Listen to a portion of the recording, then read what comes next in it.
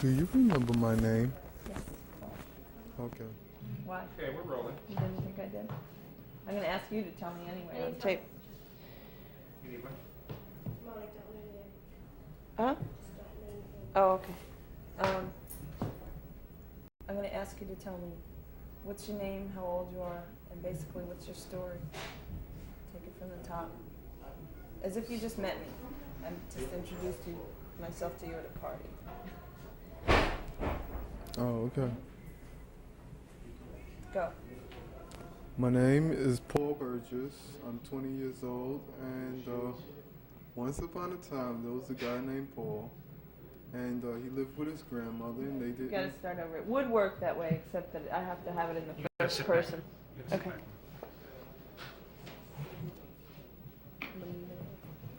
It would work that way, except that it has to be I instead of he. Okay. Oh, I? Yeah. Okay. And you can forget about the once upon a time. That was just a joke. But that was good, the way you started out. My name is Paul Burgess. I'm 20 years old. Okay. What are you looking at? Huh? You're looking at me. Oh, okay. Okay? All right. You can start anytime. Oh. Now, tell me who you are. Okay, my name is Paul Burgess. I'm 20 years old, and I used to live with my grandmother when I was small, and they never gave me anything that I wanted, so I started stealing. So they got tired of it, and they sent me to my father's house. And my father, he married a lady that used to like treat us as if we were the lowest things. Like we would have to ask for anything that we want. Even if we wanted to clean up our room, we would have to ask to clean it up. So I ran away from there when I was 12 years old, and I went to a group home. And I didn't like it there, so I decided to kill myself over and over until I became 20 years old, and that started from the age of 14. Why'd you do that? Because I didn't like the way that people, how they treated me. You know, everybody act like they hated me. To me, they still do. Everybody. Are you sad? Am I sad?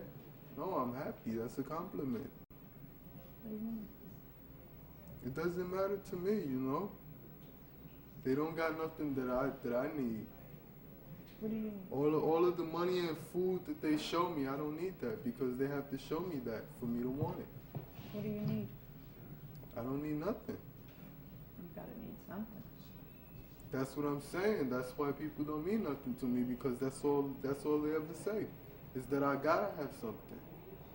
They don't give it to me, but they say that I need it. So you don't need anything? No, I don't. Thank you. How do you get by? Thanks a lot. What do you mean? I don't understand. You tell me what you mean. Okay. I just do the things that I have to do to get what I want. You know, I work to get my money to buy whatever I need, you know, but I don't really need that because I shouldn't have to work for it if I needed it so bad. God would have gave it to me if I needed it. So you're a survivor, you're saying? Yes. What does it take to be that? Well, it takes faith. What? Huh? What takes faith? In order to get by this world, you have to believe that you got more than what people tell you that you have. So, what do you have? I have me and everything that I ever wanted. What's that? To know as much as I know about life. How did you learn what you know? By people effing me around, put it like that. Because, you know. That's it. Does it make you sad? No. Doesn't bother you? I get mad if somebody effs me around. No, that's okay. I don't get mad. What's it like to be out on the streets? What do you do? Where do you go? Where do you hang? I hang out with God. I go everywhere God tells me to go. Where's that? It doesn't matter. Anywhere. You're losing me. You lost me. You trying to be funny? No, I'm serious. So, all right, now tell me more about your day-to-day, what you do. Well, I don't work on one day and then I work the next day. On the day that I don't work, I come out and bother everybody. Who do you bother? Everybody. Any and everybody. Especially those. Nah, let me stop. No, but seriously, I bother people. On the days that I don't work. On the days that I do work, I just think bad things about them. Yeah, sure. You can stop taking. Speak. So I want to start at the top. You tell me who you are, how old you are, where you're from, what you're doing now. Okay, my name is Nicole Torres. I'm 20 years old. My birthplace is in the Bronx. I'm an adopted child. I have a lot of problems. My problems started when I was 12 years old. My parents... Can I start you over?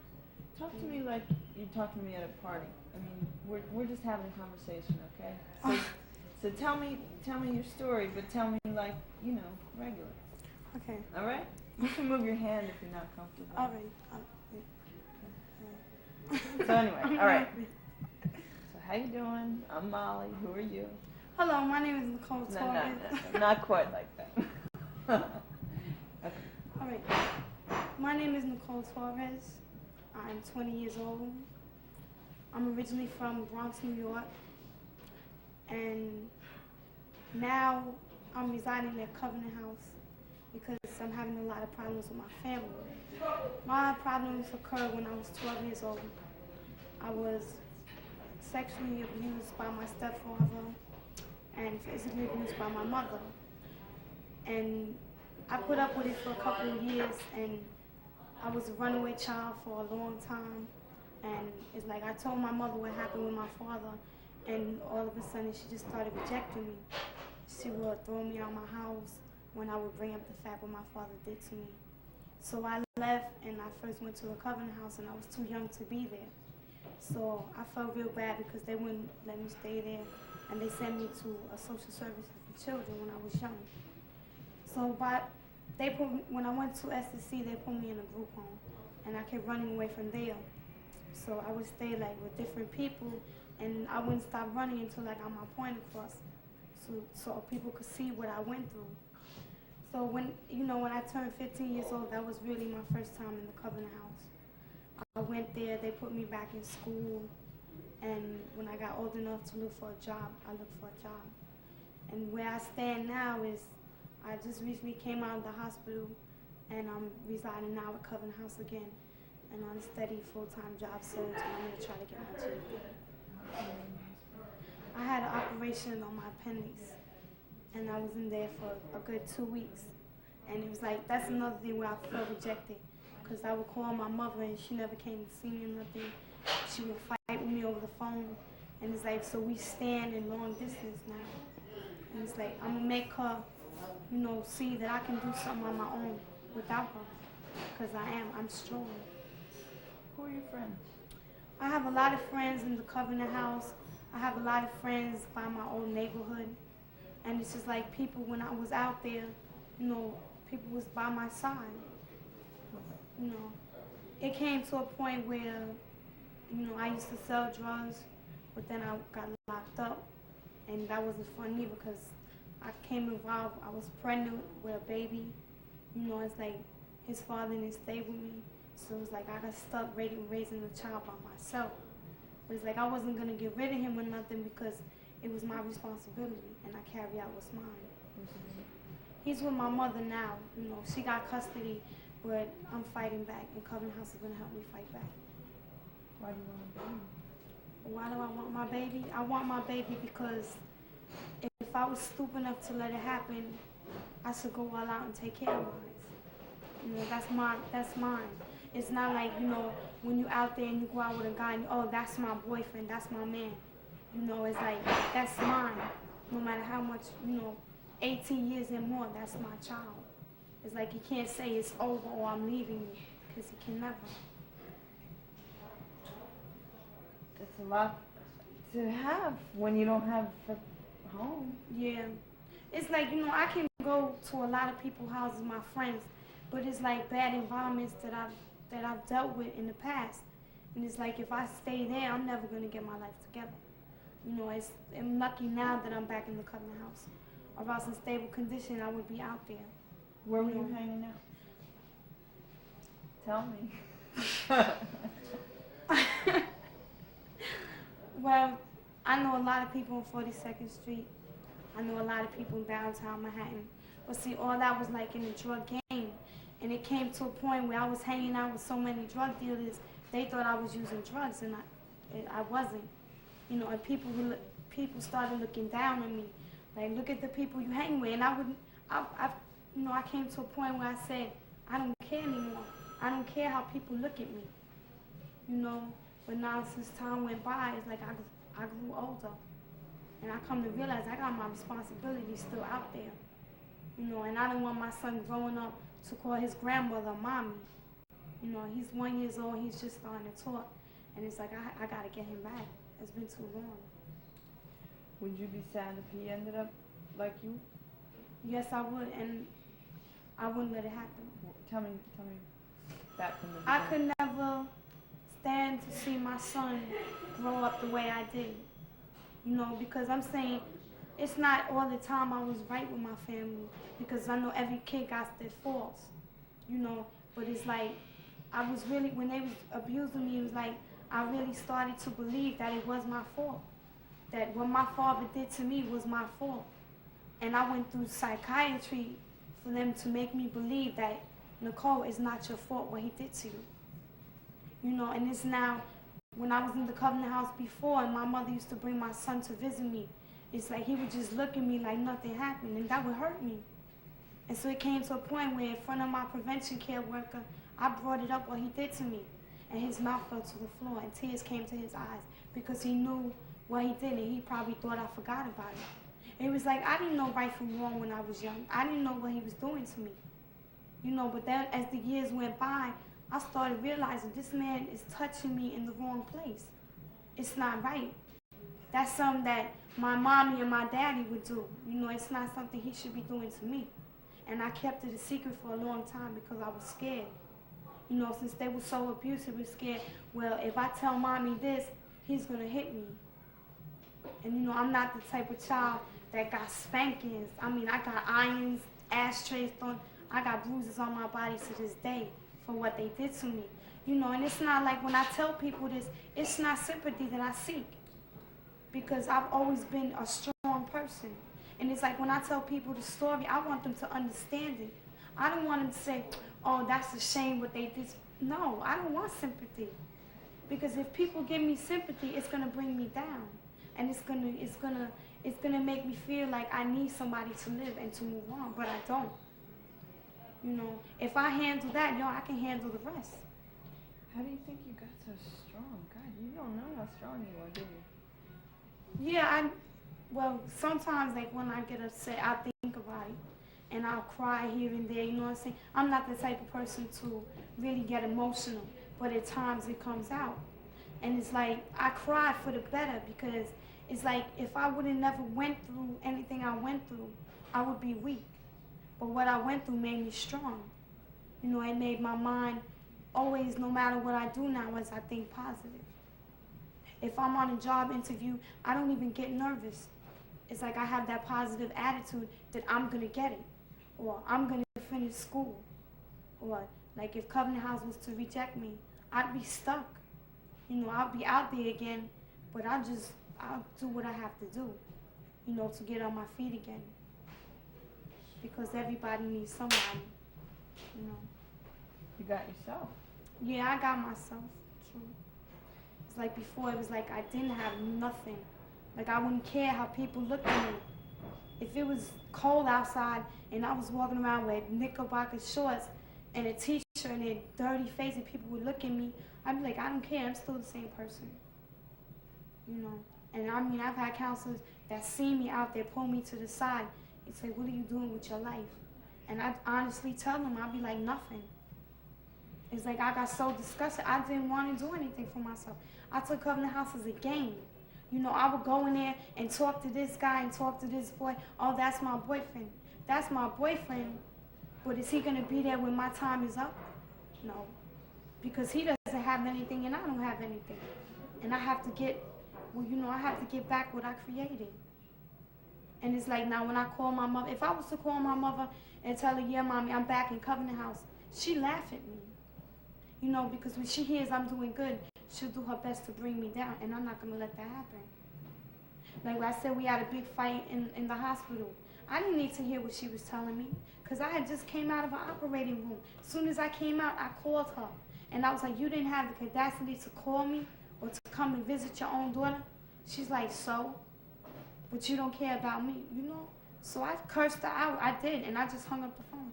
And I refused to call her again. If I want to get in touch with my son, I'm going to have one of the counselors call my mother and tell my mother I want to see him.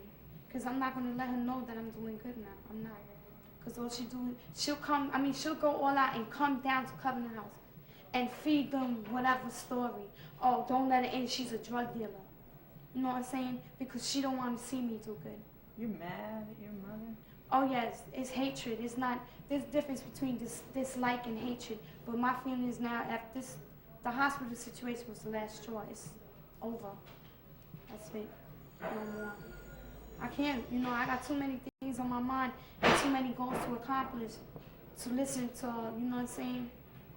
No, it's over. Don't worry about it. I mean, I think you have a pretty good head on your shoulders. But what I want to know is, when did you grow up? You said you used to be like, I don't care about life. I don't care what I'm doing. It's like, I did 6 months in jail. And I think that's what really, I got to really see what Under the World was all about. It wasn't a long time, but it was enough time to realize I gotta stop. I mean, you go in there, you know what I'm saying? You got your own cell, you get your respect, but it's like there's always somebody looking. Jail is like an under the world situation. It's a world all by itself. And I was praying for the day that I came out to breathe fresh air. It's like 3 meals a day. The food is disgusting. I don't want to be in jail all my life. And I know if I would have been out there, I would have wound up right back because I need my support. I wasn't going to turn to prostitution. You know what I'm saying? I went through a lot of humiliation when I first came out there. I had older men looking at me, and it was like unconsciously I knew I was vulnerable. I knew that if I didn't use my mentality the way it was supposed to be used, I would have been in another world. I would have been, well, this man's trying to care about me, but then again, he wants something in return. And it's like nothing, you don't get nothing for nothing when you're out there. I've been through a lot, you know what I'm saying? I've seen younger girls come out to the Port Authority brand new, and they leave as sluts or in jail or drug dealers. You know what I'm saying? I mean, real pretty girls. And I told them, there was a lot of girls I brought to the Covenant House. I was like, you too pretty. You can't waste your life out here. Oh, no, but I don't want no help.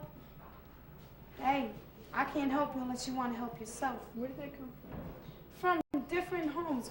They would run away from group homes and just wind up on 42nd. That's where I wound up. New York? It's like when I first came to the Covenant House, I was coming from Brooklyn, from ex-boyfriend house. And I was standing on that corner right there, and I was looking around. I was like, where's the Covenant House? And it's like, I went up to a taxi, and I was like, can you bring me over? I was scared, and they brought me over there. And it's like, to think, I never knew what 42nd Street block looked like. I never knew what the Port Authority was. Now it's like, I know it up and down, in and out, and everybody. You got to know 42nd. Excuse me, we're at the end of this. Okay. Thanks.